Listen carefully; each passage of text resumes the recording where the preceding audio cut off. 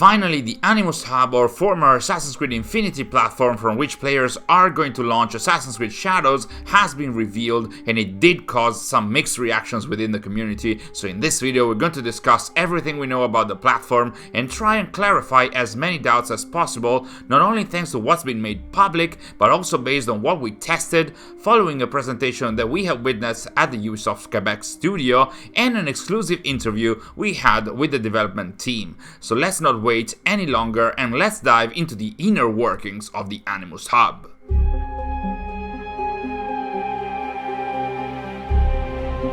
First of all, let me be clear. While I'm quite happy that Ubisoft finally got out in the open about the Animus Hub and we can finally discuss all of its features, the trailer that they released through the content creators and press was not the best. It wasn't always properly edited, the voiceover seemed AI or again not amazingly edited. Keys can be used to acquire in-game rewards in the exchange. There were some pretty obvious red flags that could be spotted before releasing the trailer, and the features weren't explained or shown fully, or at least not at a level of detail that was offered to us in the presentation that we witnessed at the Ubisoft Quebec studio, let alone the interview that we had with the dev team.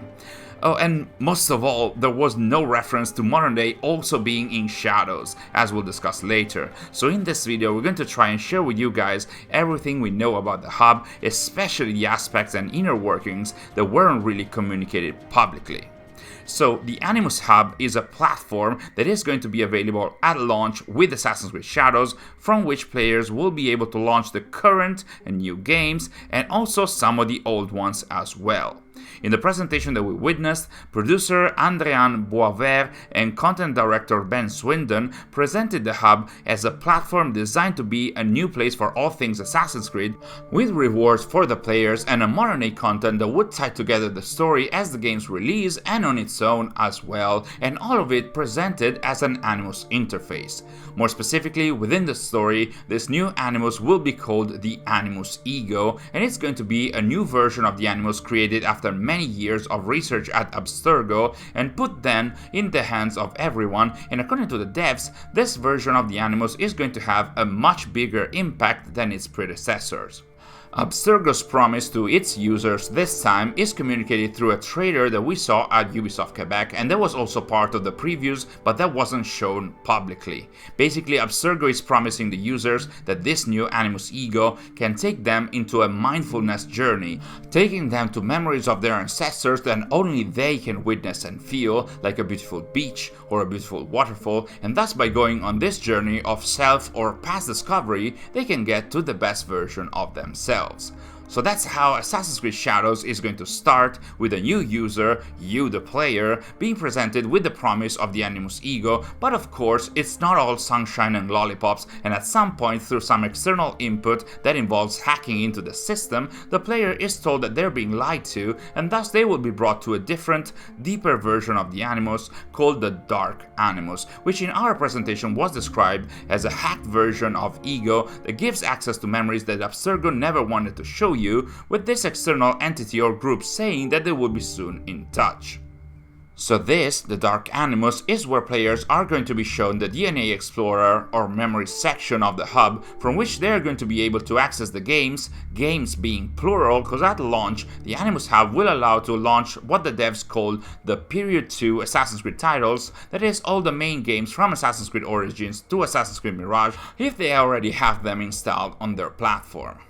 Each of the old games will be identified by an illustration of their main character, and let me address this. I've already seen comments about Ubisoft displaying male Eivor or Javi as the front character for Assassin's Creed Valhalla, and I agree this was a mess up, especially in the trailer, but just to be clear, at least in what we tested, both for Valhalla and Odyssey, there is actually an animation that flickers between Eivor and Javi and between Cassandra and Alexios, though I would have preferred the first characters to show up to always be our ladies Eivor and Cassandra. Also, and it's my OCD talking here, I hope the animations in the background will adapt to the selected game, as it doesn't make too much sense to see Alamut in the background while highlighting Valhalla, or seeing an axe while highlighting Mirage. Something the trailer for the Animus Hub does not show is what happens after you click the access button after selecting a game. As for what concerns the older games, this brings you to a general landing page which features the description of the game, the prompt to launch the game of course, a tab to connect to its dedicated store, and an access exclusive rewards box with the text Animus written over it, which I'm not too sure what it will be about, as the devs mentioned that currently there aren't any hub rewards tied to the old games, so it might be there for the future. As for what concerns shadows though, you can see that instead of an illustration we are getting the actual models of the characters, but it actually goes deeper than that. Through the presentation that we witnessed, we were told that in here Naoe and Yasuke will appear exactly as they are currently dressed in the player's game, and if the player clicks on the access button, the landing page for shadows will provide a story recap of where the player is at currently in the game. From here, players will also have the same options as for the other games, and of course, they'll be able to start a new game or continue the current one. And I'll have to note that when you start a new game, you'll be prompted with picking the game's difficulty, toggling the guided exploration on if you don't want to engage in the new exploration system, but also, this is where you can activate canon mode, though I did hear in Quebec that there might be a chance to also toggle this mid-game, but not sure if this is going to be a thing in the end. And finally, you'll also be able to activate immersive mode, which will have the voiceover in the language of the involved characters, basically Japanese and Portuguese, and this might indeed change the experience not only in terms of immersion. I know I did enjoy playing Ghost of Tsushima in full Japanese voiceover, but also at times in terms of story, as in the prologue there is a bit where Yasuke, who is brought to Oda Nobunaga by the Portuguese and Italian missionaries Luis Frois and Alessandro Valignano, is asked if he knows Japanese, and in immersive mode, after speaking in Portuguese, he decides to speak up in Japanese if you choose so, while in the English version all characters are speaking English, making the scene a little less powerful. So what we discussed is how you access the various games from the Animus Hub. Using the words of the developers, the idea is to provide a seamless way to get directly to the various games. Man, I love when the AC devs use the word seamless. Even though I'm not too sure if it's going to feel that seamless to everybody, to be honest. You see, the devs really wanted to stress that the Animus Hub will not be a standalone launcher, it will be embedded in Shadows' executable and will not replace the functionalities of Ubisoft Connect or Steam. So this means players will have to access their primary platform like their consoles or PC via Steam or Ubisoft Connect, etc. and from there they'll have to launch Shadows, which will get them to the Animus Hub, from which they'll be able to access the various games, including Shadows itself. So it's a number of steps for sure, but I also feel like it was the most logical or at least less frustrating choice given what the team is trying to achieve, that is, a place for all things Assassin's Creed. In fact, having this as a dedicated external launcher would have gotten fans to neglect it in favor of the more popular platforms, but also if they did place the Animus Hub in the various platforms as if it was a game, it would have meant not having the new games at the forefront in their stores, which is definitely not the best practice. So yes, accessing the hub after launching the games feels like the least frustrating experience, but overall I wouldn't call it seamless. What should be seamless though is how fast you can get from Shadows' entry on the DNA Explorer to the actual game, according to the devs, which should really be a matter of a few seconds. More tangibly, in order to get into the game, players are going to enter the memory corridor / Animus room and start to play, but according to the devs, because the memory corridor has always been there in the games, it will also be explored in new ways in the future. Still, even if this feels the best that could be done for the Animus Hub, it also brings a set of additional problems, as in, if the hub is embedded in Shadows' executable, how will it work with the new games, and how does it work with the older games instead? These are both questions that we asked the team, and as for what concerns the new game, like Codename Hexe or Codename Invictus, they did mention that the hub will also be embedded in their executable, with each new title featuring their own exclusive visual look and details, with animated characters and backgrounds, active mission details and the likes, much as it is for Assassin's Creed Shadows in the memories sections. And on the topic of new games, we did ask in our interview whether the flexibility of the hub could also allow for the opportunity to feature new smaller games, and while the team did confirm a lot of flexibility for future content, they did not confirm much more than that, of course. As for the supported older games instead, the team did basically tell us that they are not going to support most of the features that Shadows has, like recognizing the current outfits or the questline recap, or even the additional missions and rewards that we are going to discuss in a moment. Also, we did ask whether there was an added value to launch the older games from the hub, but as we mentioned earlier, it looks like most of the features of the hub are not designed for the older games, quite understandably, so I don't envision players launching Shadows to launch the hub in order to launch the older games when they can launch directly the games from their console or PC platform. And of course, the team also confirmed that even if we're having a Dark Animus, there's no plan to update previous titles within the Animus Hub, even though that might change considering the recent news about some potential DLC coming up for Assassin's Creed Mirage.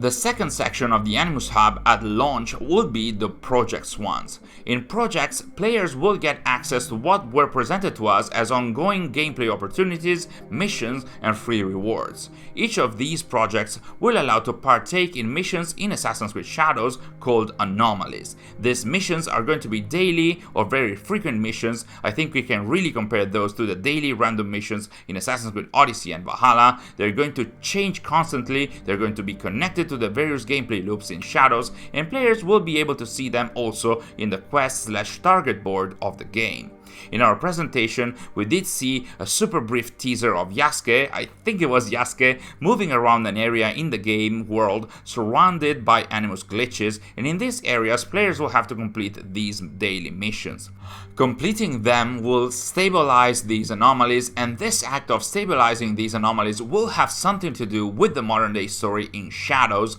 connecting the modern day story in the game directly with the context surrounding projects and anomalies, but of course, it's too early to tell what that is. Nonetheless, these look and feel like the daily missions in Odyssey and Valhalla, so even if they are called anomalies, I really wouldn't hold my breath expecting anything like the Animus anomalies in Valhalla, both in terms of complexity and gameplay, but also in terms of story, as in, I don't expect any dialogue or specific parkour path in the sky to be involved, as we're basically talking about daily missions after all.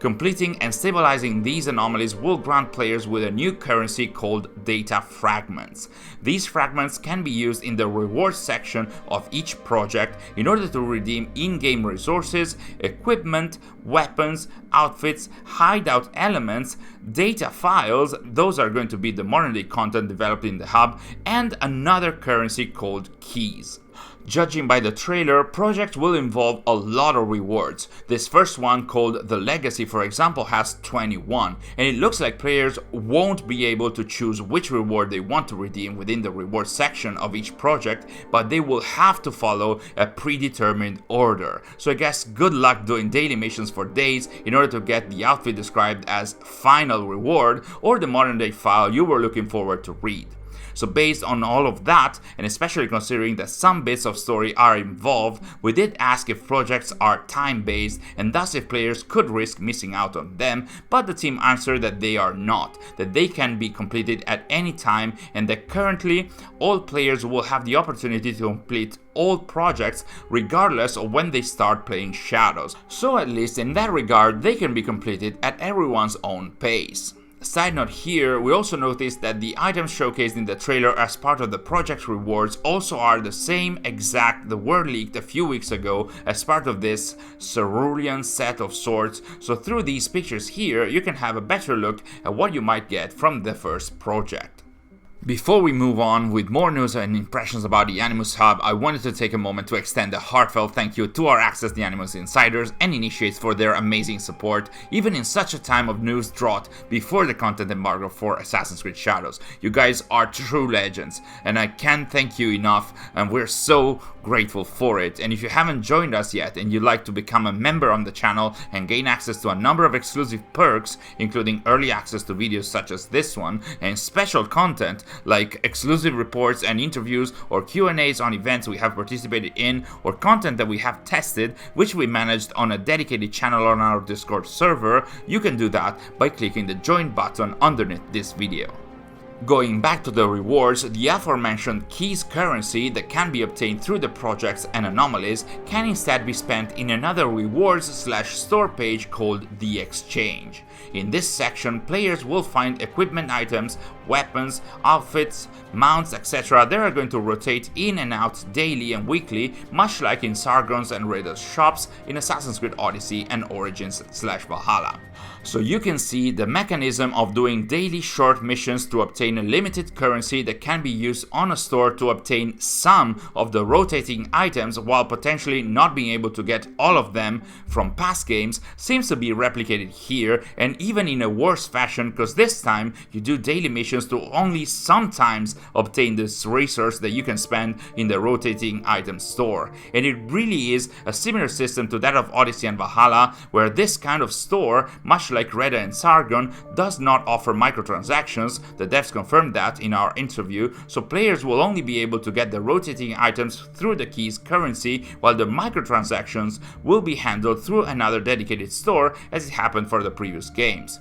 So basically, this feels like an aggravated version of the system in Valhalla, and it could only feel and work better if the amount of keys provided, the cost of the items offered in the exchange, and the type and rotation of items are all reasonable. Otherwise, it will really be similar to Valhalla, with the addition of not always getting the keys currency because the rewards in projects are provided in a mandatory order. And of course, much like for the other features, the older games will not have any content available in the exchange, as it would disrupt the microtransaction systems already in action for them. So with all of that in mind, basically players are going to have three types of stores or pages to obtain items from. The rewards page of each project, the exchange page, which is going to be the big question mark here as mentioned earlier, and the actual store where they can spend real money in microtransactions through the Helix credits currency.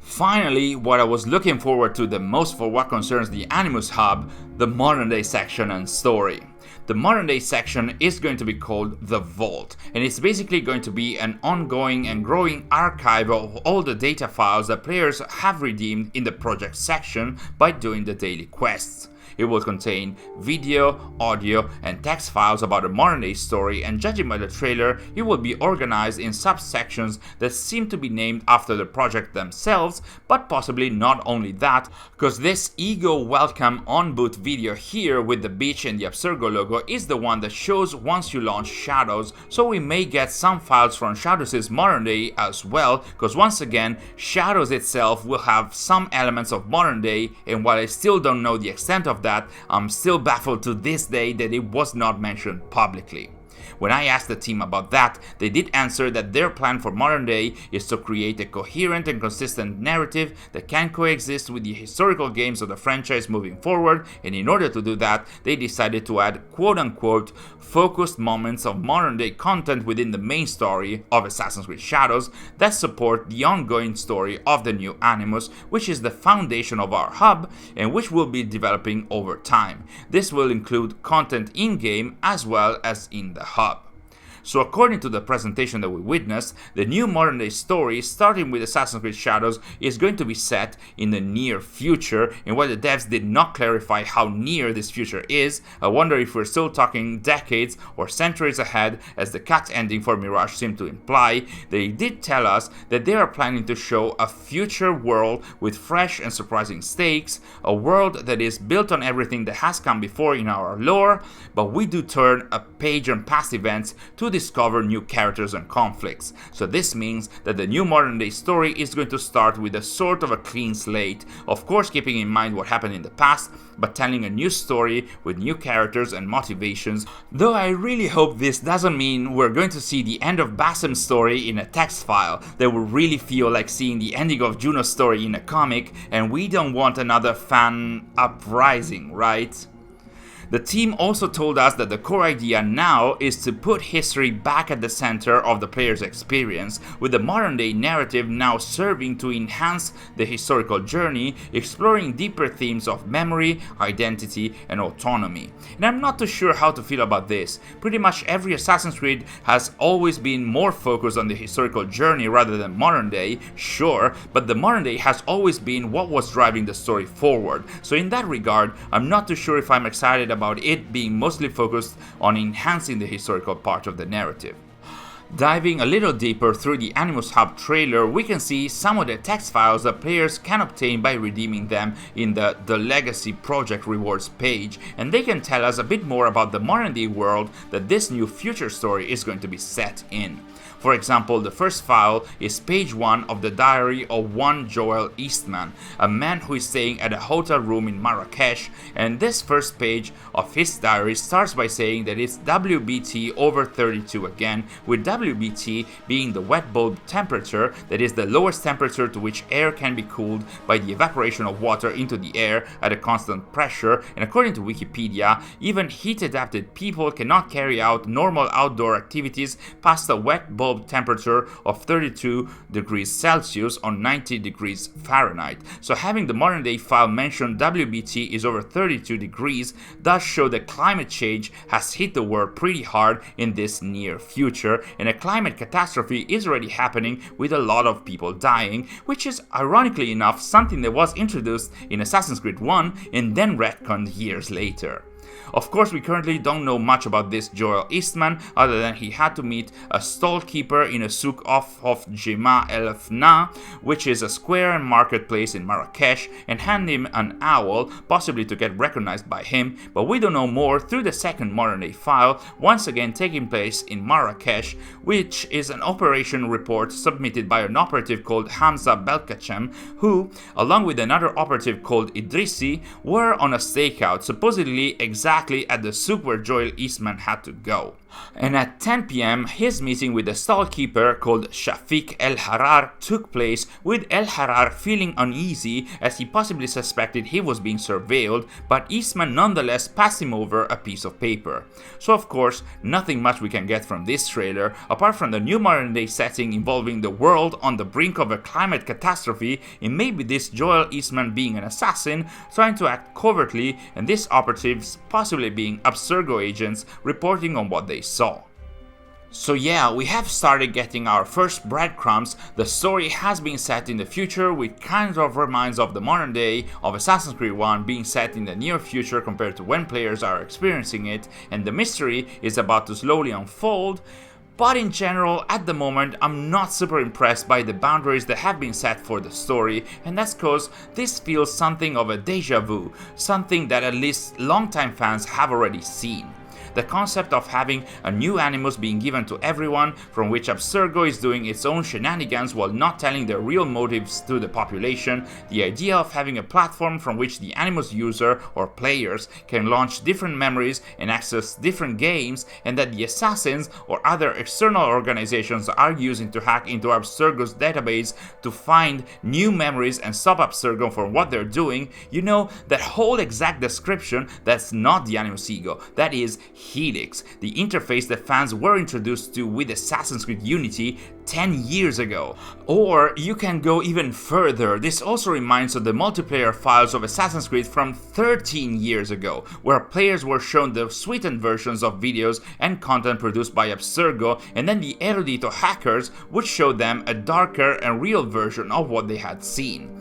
So yeah, the boundaries of the story do not feel fresh to me, but conversely, you can also look at this from another perspective. The hub seems to shape up as what Helix teased out to be, but never was. You could say it's an evolution of that concept, a tribute, or something that might even feel fresh for new fans that weren't around 10 years ago, especially considering the clean new slate approach that the team is having with the story, but yeah, I can't shake the feeling of having seen a version of this already in the past.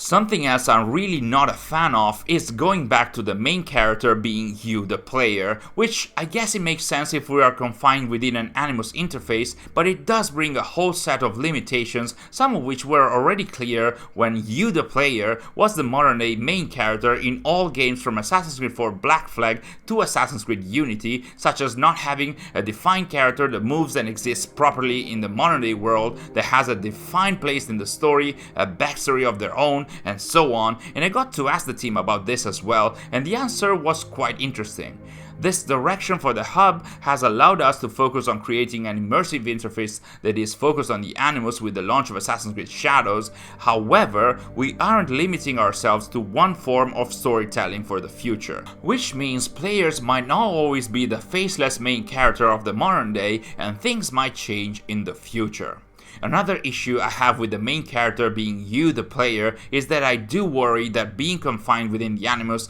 this might get the player to be nothing more than an external observer of what is happening outside in the real world without actually interacting with it. When we manifested this doubt to the team, they did answer quite interestingly again, saying that the modern day story extends beyond the content shown in the vault with content in Assassin's Creed Shadows. You will have to explore everything Assassin's Creed Shadows has to offer to learn more, which does seem to imply that there will be some modern day content in Assassin's Creed Shadows that will allow us to partake in events outside the Animus, and this hint was also repeated for another important topic of the interview, possibly the most important one that many within our team were keen on asking the team. We asked whether we can expect any form of playable modern day in the future, something we really tried to stress as much as we could as an important element that hardcore fans care about, and even here we got a very similar answer, with the team saying that content contained within the vault is only one part of the new modern day story, and that some modern day content can be discovered in Assassin's Creed Shadows,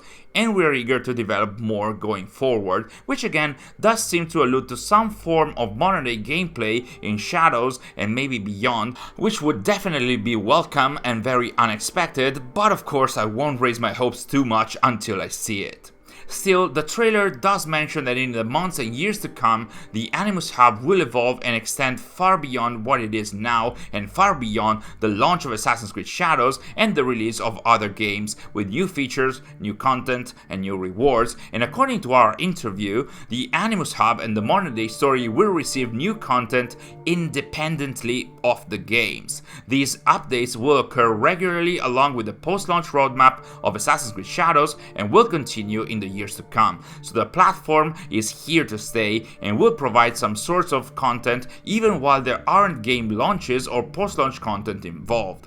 So of course it's more than earlier to have a proper idea. The opinions in this video are based only on what we've been presented with, and I still look forward to see how this story is going to be woven through Shadows and the Hub, having all the caveats I mentioned in mind, but also waiting to see how many of those are going to receive an answer when all of this releases on March the 20th. But until then, there is so much more to talk about involving Assassin's Creed Shadows, all its main aspects and features that players can look forward to, and that we discussed in our huge and super detailed preview that we shared just a few days ago. Thanks for watching, and I'll see you all in our next video.